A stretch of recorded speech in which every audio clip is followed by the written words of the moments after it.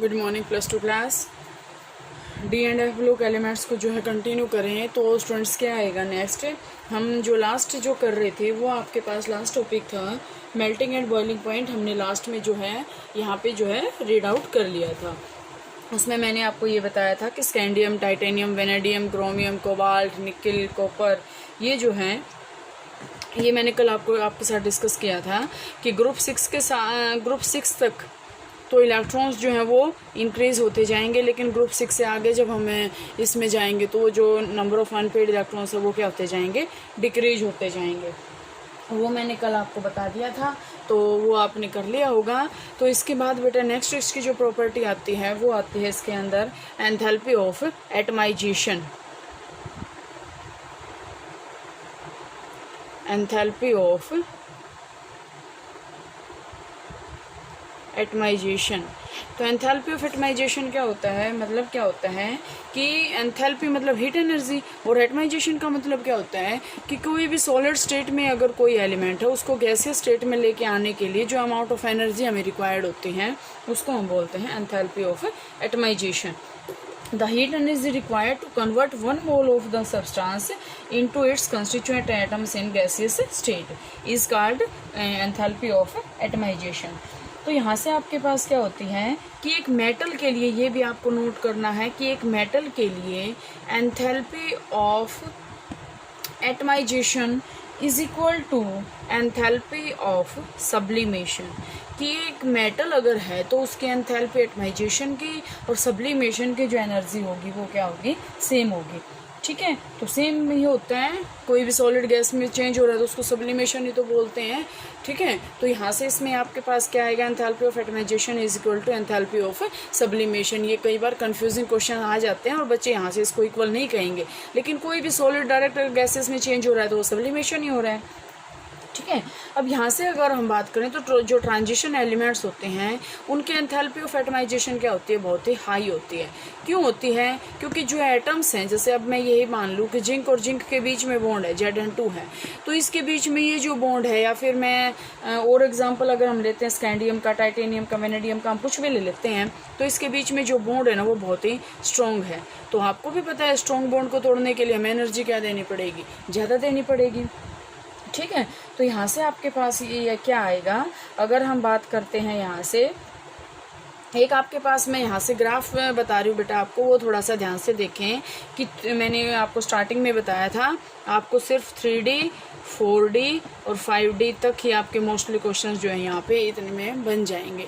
तो यहाँ से बेटा हम क्या करेंगे, इसमें यहाँ से आपके पास क्या आएगा, मैं एक जैसे यहाँ से एक ग्राफ ड्रॉ कर रही हूँ, ये मैंने यहाँ से ग्राफ ड्रॉ कर दिया ये। ठीक है, ये आपके पास क्या है, energy delta A, enthalpy of atomisation, और ये यहाँ पे क्या है, एटॉमिक नंबर। ठीक है, ये एटॉमिक नंबर है। तो यहाँ से अगर हम बात करते हैं तो मैंने यहाँ से ये ग्राफ ड्रॉ कर लिया, ये एक ऐसे, ये जिग-जैग मोशन में मोस्टली चलता है, ये वेरी भी कर सकता है, और यहाँ से ये ऐसे आके ऐसे जाएगा। ठीक है, ये अगर मैं बात करूँ तो सबसे नीचे आपके पास आएगा, ये आपके पास आएगा 3D सीरीज का एंथैल्पी ऑफ एटमाइजेशन। इसके बाद आपके पास आएगा किसका, ये डिक्रीज इंक्रीज, वो जो आपके पास अलग अलग होते रहेंगे। ये आपके पास आएगा 4D का, और ऊपर जो सबसे ऊपर है वो आपके पास आएगा 5D का। ठीक है, 5D का, ये आपके पास ग्रुप में, नोटबुक में भी, इसमें बुक में भी गिवन होंगे, तो वहाँ से आप कर लोगे। ये इस ग्राफ से हमें ये क्लियर होता है कि जो सभी सीरीज हैं अनपेड इलेक्ट्रॉन्स हैं डी ऑर्बिटल के अंदर, वो जो है स्ट्रॉन्ग मेटालिक बॉन्ड को जो है फॉर्मेशन में हेल्प करते हैं। और अगर हम बात करें बेटा इसमें, तो एंथैल्पी ऑफ एटमाइजेशन हमें किसकी कैलकुलेशन में हेल्प करती है, तो वो एक आपके पास आता है स्टैंडर्ड इलेक्ट्रोड पोटेंशियल।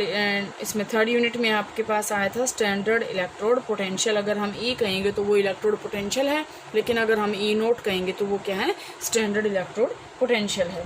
ठीक है, तो यहाँ से इसको ये करेगा। अगर हम यहाँ से करें बेटा, तो जो आपके पास हाईएस्ट जो एंथैल्पी ऑफ एटमाइजेशन जिस भी एलिमेंट का ज़्यादा है, इसका मतलब उसका मेल्टिंग और बॉइलिंग पॉइंट भी क्या होगा, ज़्यादा होगा। ठीक है। और इसमें आपके पास ये है कि इसका सेकंड ट्रांजिशन सीरीज और थर्ड ट्रांजिशन सीरीज के हैं वो जो है 3D से, मैंने अभी भी आपको ग्राफ बताया था ना कि पहले 3D 4D 5D, तो 3D से ज़्यादा किसका है 4D का, 4D से ज़्यादा किसका 5D का।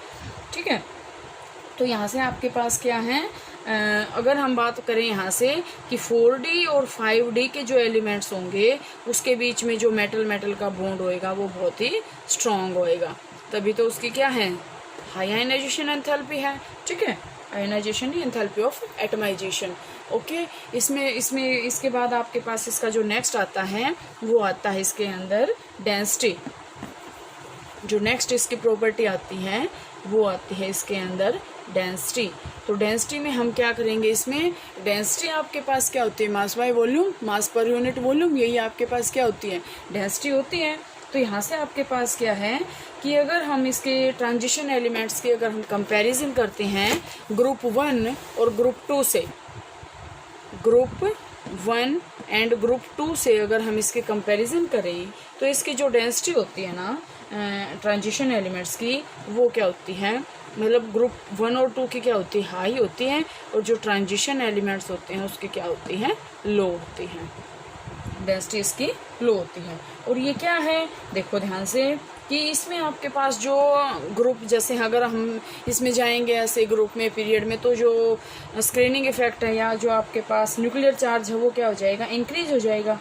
तो शील्डिंग इफेक्ट क्या हो जाएगा, शील्डिंग इफेक्ट बहुत बार आ चुका है ये, शील्डिंग इफेक्ट वो क्या हो जाएगा डिक्रीज हो जाएगा, और न्यूक्लियर चार्ज क्या हो जाएगा इंक्रीज हो जाएगा, जिसके कारण जो इसकी डेंसिटी वो क्या होगी कम होगी। ठीक है, इसके बाद अगर हम बात करते बेटा इसकी नेक्स्ट इसकी प्रॉपर्टी की, तो वो आपके पास आती है एटॉमिक रेडियाई। तो एटॉमिक रेडियाई के अंदर हम इसमें क्या रीड आउट करेंगे, ध्यान से देखें। एटॉमिक रेडियाई, एटॉमिक रेडियाई की अगर हम बात करते हैं तो यहाँ से अगर हम इसको देखें तो जो ट्रांजिशन एलिमेंट्स हैं इनकी जो एटॉमिक रेडियाई है वो एस और पी ब्लॉक के इंटरमीडिएट है। एस के और पी के बीच में जो आपके पास एटॉमिक रेडियाई है वो किसके ट्रांजिशन एलिमेंट्स की। अब यहाँ से अगर हम बात करें तो बीच में है, तो इसका मतलब क्या है एस से जो है ट्रांजिशन एलिमेंट्स हैं, एस से तो क्या होगी, एस से तो स्मॉल है, ठीक है, लेकिन पी से क्या है लार्जर है। ये क्वेश्चन आपके पास आ सकता है एमसीक्यूज में, smaller than S and larger than P. ये आपको इसमें नोट करना है कि जो ट्रांजिशन एलिमेंट्स होते हैं इसकी एटॉमिक रेडियाई जो होती हैं वो एस जो ब्लॉक एलिमेंट्स हैं उससे तो कम होती हैं, लेकिन पी से क्या होती हैं ज़्यादा होती हैं। तो यहाँ से अगर हम बात करें तो इसमें आपके पास आएगा एटॉमिक रेडियाई का ट्रांजिशन सीरीज़ के अंदर, तो इसमें आप इसको कर सकते हैं। ठीक है, तो सेकंड और थर्ड ट्रांजिशन की अगर हम बात करें तो एटॉमिक रेडियाई अगर बेटा सबसे पहले अगर हम बात करें सीरीज़ की, तो एटॉमिक रेडियाई जो 4D सीरीज है उसकी क्या है 3D सीरीज से ज़्यादा। मैंने अभी बताया था 3D 4D and 5D series, ये तो पूरे ट्रांजिशन एलिमेंट है, ये अब इसमें सीरीज आएंगे। तो अगर हम इसमें बात करें तो जो 4D सीरीज है 3D से क्या होगी उसकी एटॉमिक रेडियाई ज़्यादा होगी, क्योंकि नंबर ऑफ शेल क्या होते जाएंगे यहाँ इंक्रीज होते जाएंगे। इसके बाद अगर हम बात करें 4D और 5D की, ये दोनों की क्या होंगी सेम होंगी, नियरली सेम होंगी, लेकिन इसकी जो है यहाँ से इसमें डिफरेंस आएगा। इसके बाद अगर हम बात करते हैं इसमें आयनिक रेडियाई की, तो आयनिक रेडियाई आपके पास यहाँ से एटॉमिक रेडियाई और आयनिक रेडियाई आपको पता होगा 11th में भी आया था। आयनिक रेडियाई की अगर हम बात करते हैं यहाँ से, तो आयनिक रेडियाई यहाँ से आपके पास इसका ट्रेंड क्या आएगा, तो जो ट्रांजिशन एलिमेंट्स होते हैं उनकी आयनिक रेडियाई डिक्रीज होती है with increase in atomic number.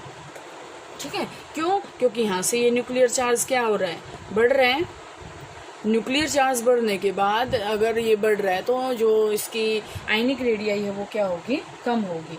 ठीक है, इसके बाद अगर हम बात करें तो एक बार आपको और बात करनी है कि इसमें जितनी ऑक्सीडेशन स्टेट जितनी ज़्यादा होगी उतनी ही आयनिक रेडियाई क्या होगी स्मॉल होगी। ठीक है, क्योंकि ऑक्सीडेशन स्टेट अगर हाइयर है, अब यहाँ से मैं एक कहूँ +3 और एक मैं कहूँ +5, तो +5 की आयनिक रेडियाई क्या होगी कम होगी, क्योंकि इसने ज़्यादा इलेक्ट्रॉन लॉस कर दिए। ठीक है। तो इसमें अगर हम बात करें एटॉमिक नंबर अगर बढ़ रहा है तो ऑक्सीडेशन स्टेट क्या हो रही है, आयनिक रेडियाई क्या हो रही है, कैटायंस की डिक्रीज होएगी। ये मैंने अभी बताया आपको। और आयनिक रेडियाई ट्रांजिशन मेटल्स की क्या होती है, जो भी आपके पास इसमें पीरियड है उससे ये छोटी होती है। आयनिक रेडियाई इसकी स्मॉल होती है, ठीक है। इसके बाद अगर हम इसमें बात करते हैं आयनाइजेशन एंथैल्पी का, तो इसमें आयनाइजेशन एंथैल्पी का जो ट्रेंड है वो क्या रहेगा, इसको और कर लेते हैं।